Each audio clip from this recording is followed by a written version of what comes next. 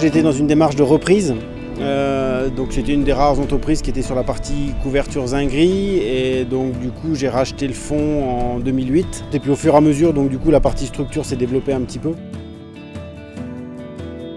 On est resté 4 ans sur Saint-Égrève, et c'est vrai que la Chartreuse c'est quand même bien sympathique comme coin, comme région, donc c'est assez, on va dire, assez diversifié. On a encore pas mal de matériaux traditionnels, que ce soit l'ardoise, la tuile plate, choses comme ça.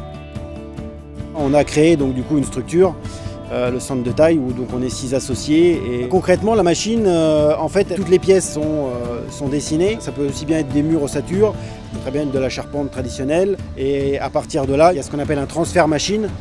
Et puis il y a un opérateur qui tout seul gère, on va dire, la taille de la structure.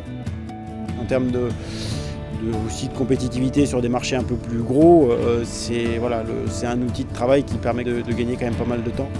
L'intérêt, il est aussi d'un point de vue éthique, d'un point de vue pratique. On a non seulement un bois de qualité, et en plus on permet de valoriser toute la filière de A à Z en termes d'emploi.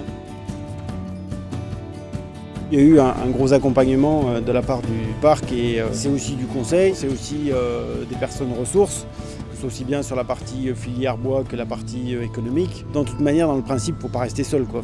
Dans l'approche, il faut aller vers les autres, et puis s'ouvrir. C'est ce qui permet aussi d'évoluer, d'avancer, et puis de construire plus facilement.